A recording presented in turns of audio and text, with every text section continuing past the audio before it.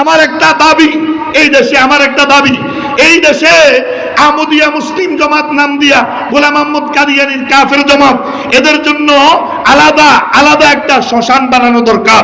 আর এই দেশের নাস্তিকদের জন্য আলাদা একটা শ্মশান বানানো দরকার। এদের জানাজা যাতে 16 কোটি মুসলমানের দেশে না হয়। নাস্তিকতার প্রকাশ করে পরে আলেম দিয়া জানাজা পড়াইবা, এইসব বন্ডামি আর বিটলামির জায়গা পাও না। 72-এ সংবিধান প্রণয়ন করছে, 72-এ শেখ মুজিবুর রহমান। ওই সংবিধান প্রথম কথা ছিল বাংলাদেশ ধর্ম নিরপেক্ষতার আঙ্গিকে স্বাধীন হয়েছে। এই দেশ একটা সেকুলার দেশ হবে, ধর্ম নিরপেক্ষ দেশ হবে। আমি জানতে চাই, ধর্ম নিরপেক্ষ দেশ বাস্তবায়নের জন্য যদি যুদ্ধ করে থাকে তো ওই 30 লক্ষ শহীদ হইল কেমনে? যদি আল্লাহর জমিনে আল্লাহর দ্বীনের জন্য লড়াই করে তাহলে না শহীদ হওয়ার কথা। আল্লাহর জমিনে যদি ইনসাফ কায়েমের জন্য লড়াই করে থাকে তাহলে না শহীদ হওয়ার কথা। তারা বলে ধর্ম নিরপেক্ষতার জন্য, আর স্বাধীনতার সময় যারা জীবন দিছে তাদেরকে জিজ্ঞেস করা, তারা বলবে জালিমের বিরুদ্ধে মজলুম লড়াই করেছে ইনসাফ কায়েম করার জন্য। সংবিধানের মধ্যে শুরুতেই গন্ডগোল ঢুকিয়ে দিয়ে রাখছে। এই 2 নম্বর সংবিধান পরপর যারা আসে তাদের কাছে খেলতামাশার মাত্র, যে যার মতো করে সংবিধান সংশোধন করে। এই ইন্টারমি গভর্নমেন্ট শত শত ছাত্র জনতার শাহাদাতের রক্তের উপর প্রতিষ্ঠিত। এরা এই সংবিধানকে যত তেরা জিনিস আছে সব বাদ দিয়ে মহান আল্লাহর উপর আস্থা ও বিশ্বাস স্থাপন করে, বিসমিল্লাহ স্থাপন করে, আল্লাহর কিতাব আর নবীর আদর্শ বিরোধী সমস্ত আইন প্রত্যাহার করে সংবিধান সংশোধন করতে হবে, নাইলে ফল উল্টো হইব। আমার রব তার স্বীয় রহমতের দ্বারা জালিমদের জুলুম থেকে মুক্তি দিয়েছেন। এখন সংবিধানে যদি রবের ইচ্ছার প্রতিফলন না ঘটে তো তোমাদের পরিণতিও আগেওয়ালাদের মতোই হবে। হিসাব মিলানো, কথা দীর্ঘায়িত হয়ে যাচ্ছে। হযরত মারিয়াম আলাইহিস সালাতু ওয়াস সালাম, একটু আগে কইব হুজুরে কইছে রাদিয়াল্লাহু আনহু, এখন কালে পুরানা খাসলত কিতা করতে। হযরত মারিয়াম রাদিয়াল্লাহু আনহা সন্তান এসে গেছে। যদি সমাজে তিনি থাকতেন তাহলে আগেই ধরা পড়ে যেত। যেহেতু তিনি একাকী আল্লাহর ঘরে থাকে, এজন্য উনি যে প্রসূতি নারী এটা কেউ টের পায় না। যখন সন্তান প্রসবের আর কয়েকদিন বাকি আছে, রাতের অন্ধকারে মরিয়ম মসজিদ থেকে বের হয়ে জঙ্গলে চলে গেছে। কেমনে মানুষকে মুখ দেখাবো? এ বাচ্চা হয়ে গেলে মানুষের কাছে কি জবাব দিব জানতে চাইবে তার বাবাকে, আমার কাছে তো কোনো জবাব নাই। রাতের অন্ধকারে মরিয়ম বের হয়ে গেছে, হাঁটতে পারে না, গাছের থেকে একটা ঢাল ভেঙে লাঠি বানিয়েছে। জঙ্গলের ভিতরে থাকা বিষাক্ত কাঁটাগুলার আঘাতে মরিয়মের 2 পা ক্ষত বিক্ষত হয়ে গেছে। খাবার নাই, পানি নাই, খুদ পিপাসায় কাতর হয়ে এদিকে নেকড়ে বাঘের আওয়াজ, এদিকে সিংহের গর্জন, এদিকে সাপের ফুসফুস আওয়াজ। পুরা জঙ্গলে একজন অসহায় নারী, পেটের মধ্যে বাচ্চা। একবার ভাবেন তো কেমন করুণ অবস্থা। চলতে চলতে চলতে চলতে অন্ধকারে ধড়াম করে এক জায়গায় বসে গেছে। ওই গাছটা ছিল একটা মরা খেজুর গাছ। দীর্ঘদিন থেকে মরে থাকার কারণে পাতাগুলো সব শুকায় নিচের দিকে নেমে গেছে। একদম ঠান্ডা গাছ দাঁড়িয়ে আছে। মরিয়ম এটার সাথে হেলান দিয়ে বসছে, বসে বলে ইয়া লাইতানি মিতু ক্বাবলা হাযা ওয়া কুনতু নাসিয়াম মানসিয়া। হায়, আজকের আগে যদি আমার মওত হয়ে যাইতো, দুনিয়ার মানুষ আমাকে ভুলে যাইতো, তাইলে এই লাঞ্ছনা, এই গ্লানি, এই অপমানের দিন আমাকে দেখতে হইতো না।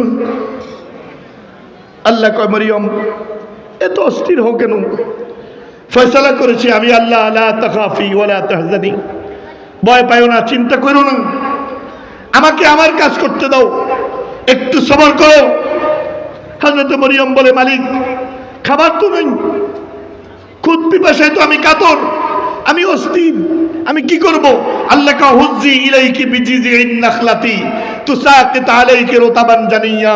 মরিয়ম যে গাছের সাথে হেলান দিয়ে বসেছ, হাত দিয়ে একটু হালকা ঝাঁকি বলো। আল্লাহু আকবার কন্যা বলেন, খেজুর গাছটা জিন্দা না মুর্দা? বলেন, এই গাছের মধ্যে কোনো খেজুর আছে? যদি তাজা খেজুর থাকেও কোনো মহিলার ঝাঁকুনিতে খেজুর পড়বে? 2-4-10 জন বেড়ায় ঝাঁকুনি দিলেও তো খেজুর গাছ লড়ে না। এত মোটা শক্তিশালী খেজুর গাছ, কিন্তু হুকুম কার? মরিয়ম একবার ভাবেও নাই, মরা গাছ ঝাঁকি দিলে লাভ হইব কি? হুকুম যেহেতু করছে আল্লাহ, মরিয়মের কথা আল্লাহর হুকুম তামিল করে যদ্দুর করার আমি অদ্দুর করি, বাকিটা আমার রব করবে। মরিয়ম হাত দিয়া ঝাঁকুনি দিছে, আর তুসাকিত আলাইকা রুতাবান জানিয়া ওনার কাপড়ের আঁচলের মধ্যে যত প্রকারের খেজুর হতে পারে সব দিয়ে ভরে গেছে। হাত এভাবে হাসলা ধারায়, আল্লাহ খেজুর তো ঠিকই আছে, পানি কই? আল্লাহকে নিচের দিকে তাকাও না, দেখে যে মরিয়ম যেখানে বসছে ওই পায়ের নিচের পানি বাইর হইতেছে। হযরত মরিয়ম পানি আর খেজুর পেট ভরে খেলেন। ওই যুবক জেলখানা থেকে বের হয়ে বলে, আমি আমার রিজিক পেয়েছি ওই অন্ধকার বাশার আল আসাদের অন্ধকার জুলুমের প্রকোষ্ঠে। আমার রিজিক পেয়েছি, এক নম্বর উসিলা ছিল আমার মালিকের জিকির, আর দুই নম্বর যখন বেশি অশান্তি লাগতো আমি বলতাম, আল্লাহ মরিয়মকে মরা খেজুর গাছ থেকে তুমি যেভাবে তাজা খেজুর খাইয়েছ, আয় আল্লাহ মরিয়মের কাছে রিজিক দেখে, বেমৌসুমের ফল দেখে জাকারিয়া যখন প্রশ্ন করছিল, ইয়া মারিয়াম আন্না লাকি হাযা, কোত্থেকে আসছে? মরিয়ম বলছে, ক্বালাত হুয়া মিন ইনদিল্লাহ। আল্লাহ তুমি মরিয়মকে যেভাবে মরা খেজুর গাছ থেকে খেজুর খাইয়েছ, বেমৌসুমি ফল মরিয়মকে জান্নাত থেকে প্রতিদিন সাপ্লাই করেছ, আল্লাহ তুমি তো সেই আল্লাহ, তুমি আমি অত হতভাগাকে একটু রিজিক দাও। এই দোয়া শেষ করতাম আর আমি অনুভব করতাম আমার পেট ভরে গেছে, আমার পিপাসা মিটে গেছে, আমার ঢেকুর আসতেছে, আর প্রত্যেক ঢেকুরের সাথে এক একটা ফলের ফ্লেভার আসতেছে। 3 দিন আগের কথা বলতেছি আপনাদেরকে, সাহাবীদের জমানায়, তাবিঈনদের জমানার কথা না। আজ আমরা যখন সাহাবা তাবিঈনদের জমানার কোন কারামত আপনাদের সামনে বর্ণনা করি, আপনারা বলেন আরে ওটা তো হওয়ারই কথা, কোথায় সাহাবী, কোথায় আমরা? আল্লাহর কসম দয়াপুরবাসী, আমার কুমিল্লাবাসী, বদরে যে হাজার হাজার ফেরেশতা যে আল্লাহ নাজিল করছেন তিনি এখনো আছেন। আমার আল্লাহর খাজানা এখনো বলবৎ আছে, আমার আল্লাহর ক্ষমতা এখনো বলবৎ আছে। আল্লাহ শুধু আমাদেরকে নির্দেশ দিচ্ছেন, ফাফিরু ইলাল্লাহ, শুধু একটু আমার দিকে দৌড়ে আস আর এসে দেখ আমি আল্লাহ এখনো পারমাণবিক বোমার মোকাবেলায় তোকে বিজয়ী করার ক্ষমতা রাখি। ইউরোপ, আমেরিকা, রাশিয়া, চায়না, ইন্ডিয়ার মালাউনদের মোকাবেলায় আমিও তোকে বিজয় করার ক্ষমতা রাখি। আল্লাহর কসম ভাই, সোভিয়েত ইউনিয়ন, রাশিয়া যখন আফগানিস্তানের উপর কব্জা করেছে, শত শত মসজিদ ভেঙেছে, বিনিময়ে রাশিয়াকে আল্লাহ টুকরা টুকরা করে দিয়েছে। আমাদের পার্শ্ববর্তী দেশ ইন্ডিয়া বাবরি মসজিদ সহ শত শত মসজিদের উপর হাত তুলেছে। এই ইন্ডিয়াও টুকরা টুকরা হওয়ার সময় এসেছে। আমার নবীর চিঠি যখন কেসরায় ছিঁড়ে ফেলেছিল, নবী বলেছেন, আল্লাহুম্মা মাযযিকহুম কুল্লা মুমাযযাক, আল্লাহ আমার চিঠিকে ছিঁড়েছে, তুমিও তাদেরকে ছিঁড়ে টুকরা টুকরা করে দাও। ওই ফারস্যের অস্তিত্ব জমিনে মিশে গেছে, টুকরা টুকরা হয়ে গেছে।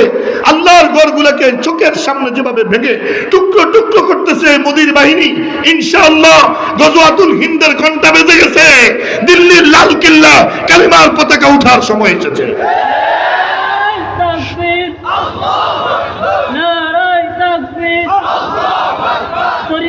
তরিকুনা